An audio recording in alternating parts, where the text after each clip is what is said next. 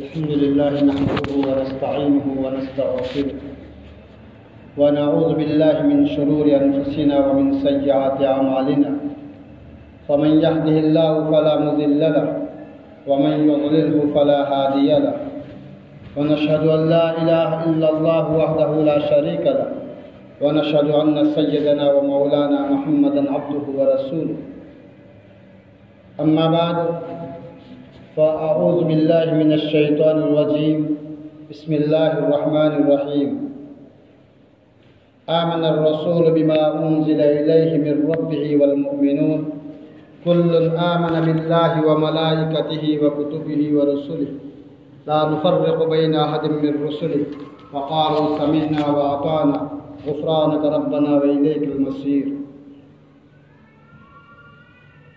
صدق الله العظيم. قابل قدر عزیز بزرگوں،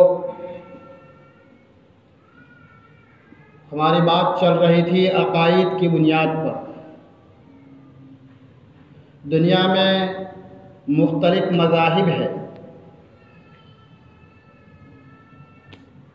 بسنے والا ہر انسان اپنے اپنے مذہب کے بلبوتے پر اپنا رات اور دین کاٹ رہا ہے۔ مذہب میں بنیادی چیز عقائد ہے۔ ہر مذہب والے کے اپنے عقائد ہیں۔ عقائد کی مثال درخت کی جڑ کی ہے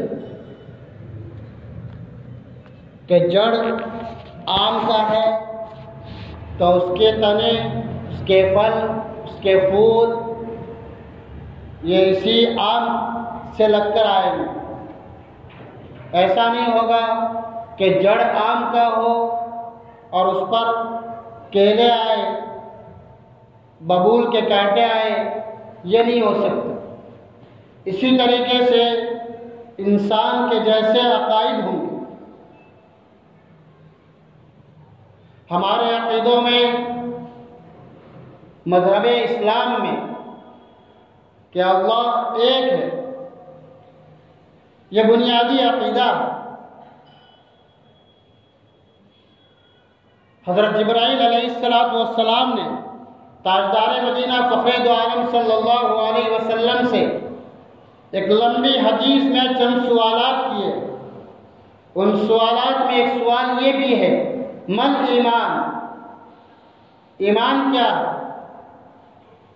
آپ نے وہ جواب دیا جو ہم ایمان مفصل میں پڑھتے ہیں، ان تؤمن باللہ وملائکتہ وکتبہ ورسلہ، یہ ایمان مفصل والا۔ اسی لیے یہ ایمان مجمل اور ایمان مفصل مکتب سے اور بچپن سے بچے کو یہ زبانی یاد کروایا جاتا ہے، اور یہ یاد کرنا صرف یاد کرنے کے لیے نہیں ہے، یہ اپنے دلوں میں جمانے کے لیے۔ سب سے پہلا عقیدہ توحید ہے۔ یہ سارے عقیدوں میں اللہ پر ایمان، فرشتوں پر ایمان، رسولوں پر ایمان، اللہ کی کتابوں پر ایمان، اچھی بری تقدیر پر ایمان، بعث بعد الموت، موت کے بعد کی زندگی پر ایمان، یہ بنیادی عقائد ہے۔ ان میں بنیادی تین عقیدے ہیں: توحید، وحدانیت کا یقین، اللہ کو ایک ماننے کا یقین۔ یہ ساری محنت کا خلاصہ یہ ہے کہ تمام معبودان باطلہ اور جتنے بھی غیر اللہ ہیں ان کا یقین دلوں سے نکلے اور ایک اللہ کی ذات کا یقین ہمارے دلوں میں آئے کہ اللہ ایک ہے۔ اور تمام نبیوں کی دعوت وہی رہی ہے، وَمَا مِنْ إِلَٰهٍ إِلَّا اللَّهُ، اللہ کے سوا کوئی معبود نہیں۔ یہ تمام نبیوں کی دعوت، تمام نبیوں کا کلمہ یہ لا الہ الا اللہ، لا الہ الا اللہ، لا الہ الا اللہ۔ آگے موسیٰ علیہ السلام سے کہا گیا لا الہ الا اللہ موسیٰ کلیم اللہ، لا الہ الا اللہ عیسیٰ روح اللہ۔ لیکن آگے کی دعوت اور آگے کا کلمہ یہی ہے، تمام نبیوں کا یہ کلمہ ہے، اللہ کے سوا کوئی معبود نہیں، لا الہ الا اللہ۔ یہ بنیادی عقیدہ ہے، توحید، رسالت، کہ تمام رسولوں کو، کہ کسی رسول میں کوئی فرق نہیں، وہ رسولی ہی، کہ اس کے رسولوں پر ہی ایمان لائے۔ تمام رسول برک ہے، آدم علیہ السلام سے لے کر کے تاجدار مدینہ صلی اللہ علیہ وسلم تک جتنے رسول آئے ان سب پر ہمارا ایمان ہے، ہم ان کو برحق مانتے ہیں۔ اور آخرت، یہ تین بنیادی عقیدے ہیں، توحید، رسالت اور آخرت، اور ان تین میں بھی بنیادی توحید ہے۔ مشرکین مکہ تاجدار مدینہ صلی اللہ علیہ وسلم نے جب توحید کی دعوت دی، اللہ کے ایک ہونے کی دعوت دی، کوہ صفا پر چڑھ کر کے آپ نے وحدانیت کا کلمہ پیش کیا۔ اس وقت مشرکین مکہ نے یہی کہا تھا، آپ ہمارے معبودوں کی نفی چھوڑ دو، ہمیں آپ سے کوئی دشمنی نہیں، آپ عبادت کرنی ہے کرتے رہو، آپ کو جو خیر کرنی ہے کرتے رہو، لیکن ہمارے معبودان کو، اس کی نفی کو چھوڑ دو۔ لیکن پوری زندگی میں آپ کو جن حالاتوں سے بھی ٹکر لینی پڑی اور جن حالاتوں کا بھی مقابلہ کرنا پڑا، کسی معاوضے پر آپ نے توحید کے مقابلے میں کوئی مصالحت اختیار نہیں کی، کوئی سمجھوتا نہیں کیا۔ آپ نے یہ کہا، یہاں تک کہ اپنے چچا ابو طالب جن کے کتنے احسانات تھے، اس وقت میں جب آپ کے کفار کی طرف سے آئے تو آپ کو بھی کہا کہ اگر یہ میرے ہاتھ میں سورج رکھ دے اور ایک ہاتھ میں چاند رکھ دے، لیکن پھر بھی میں اس دعوت کو چھوڑنے والا نہیں۔ کیا اللہ ایک ہے؟ اس بات کا یقین ہمارے دلوں کے اندر میں بٹھانا، اور یہ بات اپنے دل کے اندر میں بٹھانا کہ اللہ ایک ہے، اور کائنات کا ذرہ ذرہ پکار رہا ہے، مٹی کا دانہ بتا رہا ہے اسے پیدا کرنے والا کوئی، درختوں کے پتے اور اس کا لہلہانا اور اس کا خشک ہونا اور ان کے پتوں کا گرنا، یہ ساری علامتیں اس بات کو پکار رہی ہے، اسے ہلانے والا، اسے پکانے والا، اسے گرانے والا، اسے بڑا کرنے والا کوئی ہے۔ سورج کا نکلنا اور اس کو زوال پہ آنا اور اپنی طاقت کو دکھانا ہے کسی کی طاقت میرے آنکھ سے آنکھ ملائے، لیکن چند گھنٹوں کے بعد اس کا غروب کا ہونا یہ بتا رہا ہے کہ اتنا بڑا سورج بھی کسی کے حکم پہ چل رہا ہے۔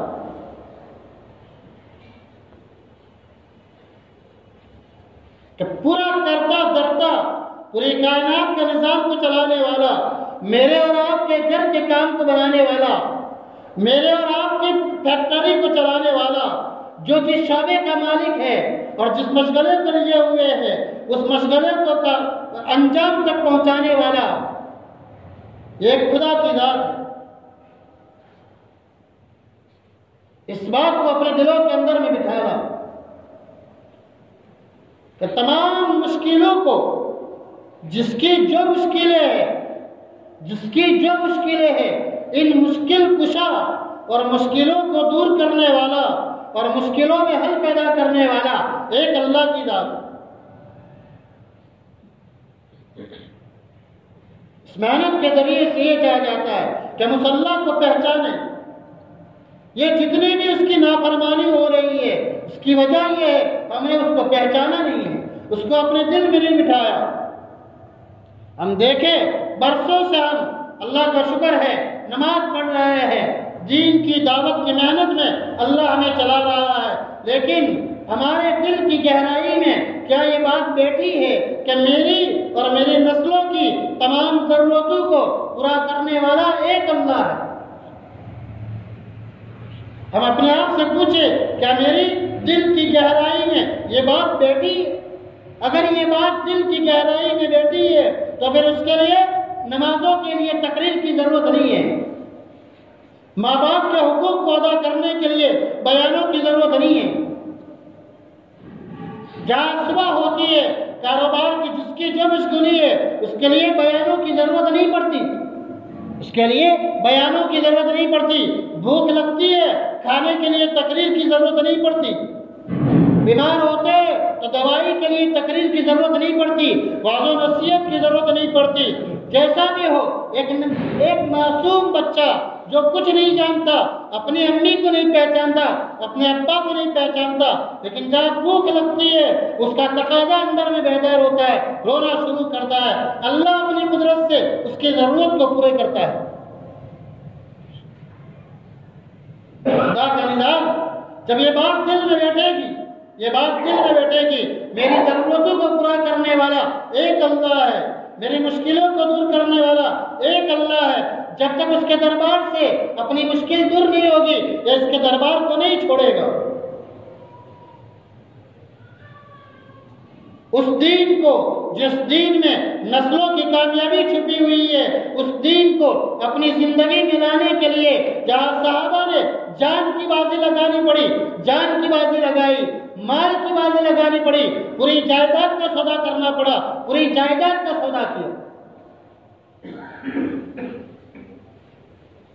بیوی کو بیوہ کرنے کی نوبت آئی، بچوں کو، ننھے منھے بچوں کو یتیم کہا جا رہا ہے، یہ صحابی شہید ہو جائے اس کے بعد ان کو امیر بنایا جائے، یہ شہید ہو جائے اس کے بعد ان کو امیر بنایا جائے۔ ان کو یقین تھا جب آپ نے کہا ہے تو ہمارے لیے شہید ہونا یہ یقینی ہے، لیکن پھر بھی اپنی گردن کو گر کی طرف نہیں موڑا، پیٹھ نہیں دکھائی اور جان کی بازی لگائی، اس لیے کہ انہوں نے دنیا کی کامیابی کو کامیابی نہیں سمجھا تھا، انہوں نے آخرت کی کامیابی کو کامیابی سمجھا تھا، اور اس بات کو دل کی گہرائی میں بٹھایا تھا، ہماری نسلوں کی کامیابی اگر اللہ نے نہ چاہا ہمارے رہتے ہوئے ہماری نسلیں تتر بتر ہو سکتی ہے، لیکن اگر اللہ نے طے کیا ہے اور دین کے خاطر ہم نے محنت کی اور دین کو زندگی میں اپنایا، ہمارے نہ ہوتے ہوئے بھی ہماری نسلیں آباد ہو۔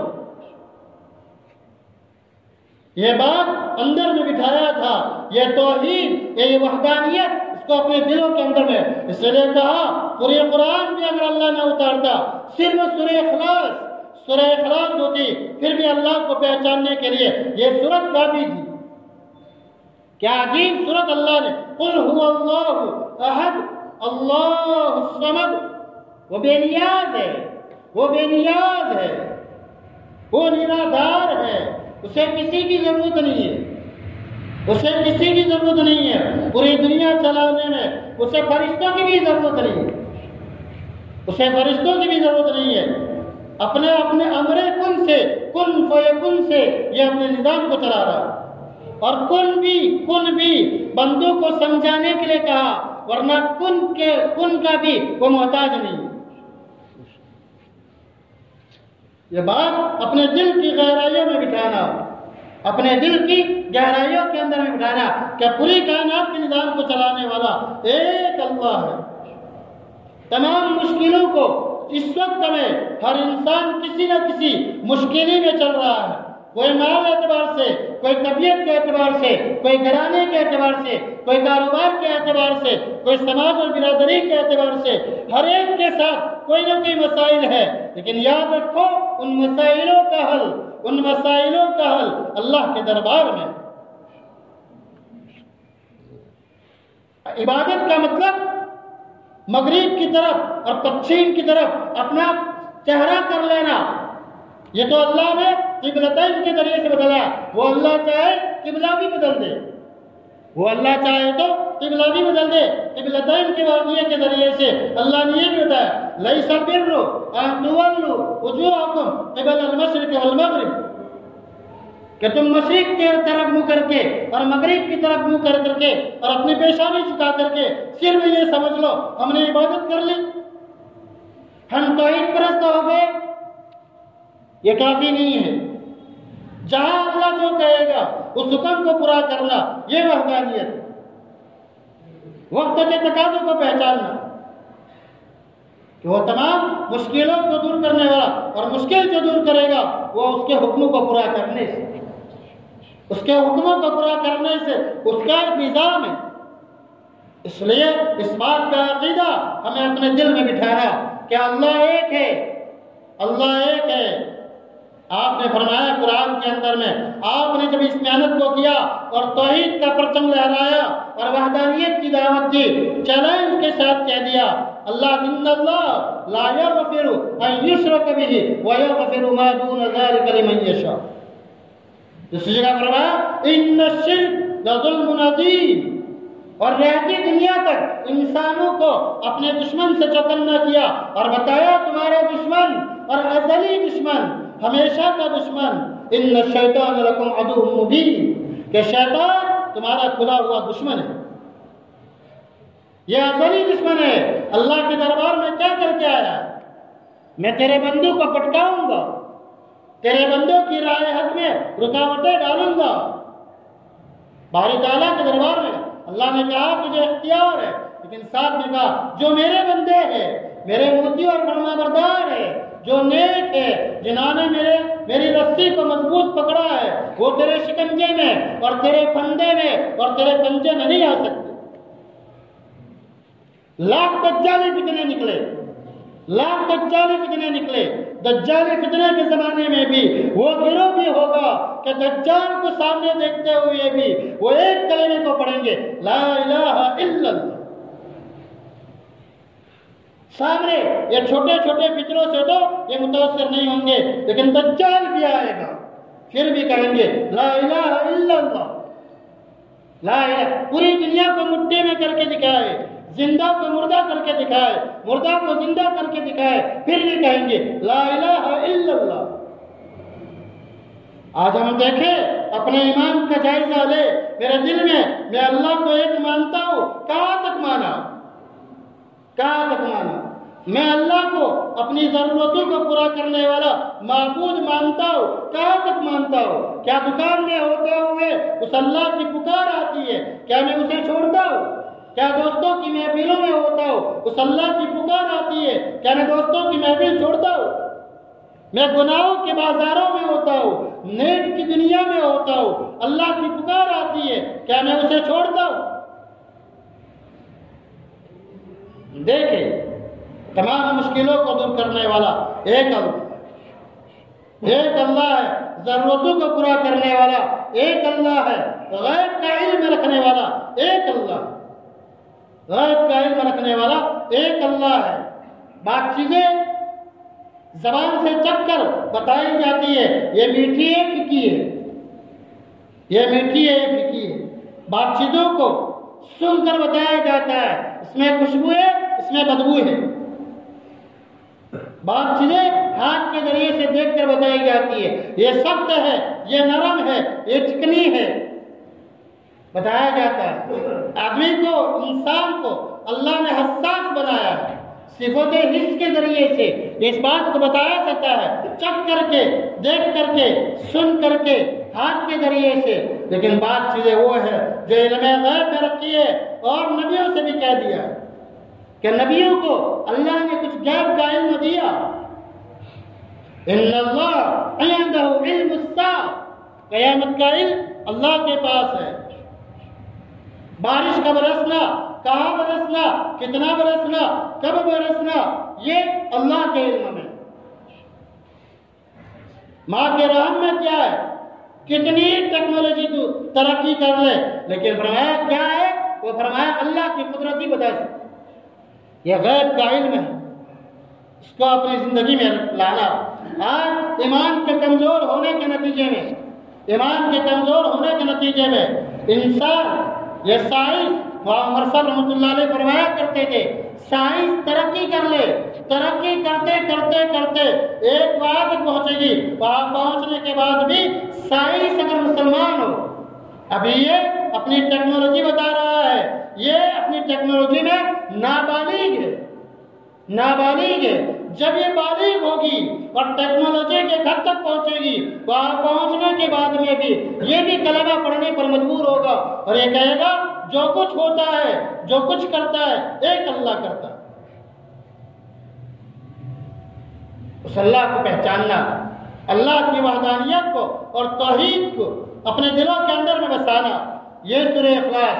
اللہ الصمد لم یلد ولم یولد ولم یکن لہ کفوا احد. کفوا بتانے کے لیے اگر کوئی یہ کہے میں عربی نہیں جانتا لیکن وہ اس کو ون کا اسپیلنگ تو آتا ہے, ون تو پتا ہے کہ ون مانے ایک. اس سورت میں ان کو بھی بتا دیا تم بھی اللہ کو ایک مان. وَلَمْ يَكُنْ لَهُ كُفُوًا أَحَدٌ کہ اللہ ایک ہے. اس بات کو اپنے دلوں کے اندر میں کسی بھی ذریعے سے اپنے دلوں کے اندر میں بساؤ, اپنے دلوں کے اندر میں بٹھاؤ, اپنے عقائد کی بنیاد کو مضبوط کرو. اللہ کے بارے میں جگہ جگہ پر قرآن کے اندر میں سورہ حشر کے اندر میں اللہ کی صفاتوں کی آیتوں کو کھولا گیا. خالق البارئ المصور الغفار. آج ہم دیکھیں اللہ کی محبت میں ہونا یہ چاہیے. ہر آدمی دیکھے اللہ کے 99 صفتی نام ہے. ہمیں کتنا علم ہے, ہم کتنا جانتے ہیں. ایک ایک صفت کے اوپر میں علم کا سمندر بھرا ہوا ہے. ایک ایک صفت کے اوپر میں علم کا سمندر بھرا ہوا ہے. لیکن ہم صفات پر یقین ہے لیکن اللہ کی صفتوں کو ہم جانتے نہیں. وہی اللہ رحمان رحیم غفار غفور. اس لیے ہمیں بھی اور اپنے بچوں کو بھی اللہ کی صفاتی نام بھی یاد کرانے چاہیے. اس لیے کہ اللہ کی صفاتی نام کے ساتھ میں جو دعا کی جاتی ہے وہ دعا قبول ہوتی ہے. اس لیے عزیز بزرگوں یہ چاہا جاتا ہے ہم اپنے عقائد کی بنیاد کو مضبوط کریں. جیسا میں نے کہا ہر مذہب کے کچھ نہ کچھ عقائد ہے اور جتنے بھی اعمال اگر عقائد کی بنیاد پر ہوں گے یہ اعمال صحیح ہوں گے. بہت سارے لوگ جانور ذبح کرتے ہیں لیکن اللہ کے نام کے علاوہ غیر اللہ کے نام پر جانور ذبح کرتے ہیں. ان کے لیے کوئی ثواب نہیں بلکہ یہ شرک ہے. قرآن کے ان صلاتی و نسکی و محیای و مماتی للہ رب العالمین. ہماری قربانی بھی ہوگی تو اللہ کے نام پر ہوگی. ہم بہت سے لوگ لاکھوں روپے کے خیرات کرتے ہیں اور خرچ کرتے ہیں لیکن اللہ کے نام کے علاوہ غیر اللہ کے نام پر کرتے ہیں. انہیں اس کا خرچ کرنے کا ثواب آخرت میں کچھ نہیں ہے. ہاں رفائے عام کا کام کیا, انسانیت کا کام کیا, سبیل بنائی, ہاسپٹل بنایا, کالج بنائی اور سبیل کا جو بھی کام کیا, لوگوں کی عام ضرورت کا جو بھی کام کیا, انسان ہونے کے ناطے اللہ اس کا بدلہ دنیا میں دے دے گا. اس کا بدلہ دنیا میں مل جائے گا, آخرت میں اس کا کوئی اجر نہیں ہے. اللہ تعالیٰ صحیح معنوں میں ہمیں اپنے عقائد کی بنیاد کو مضبوط کر کے زندگی گزارنے کی توفیق عطا فرمائے.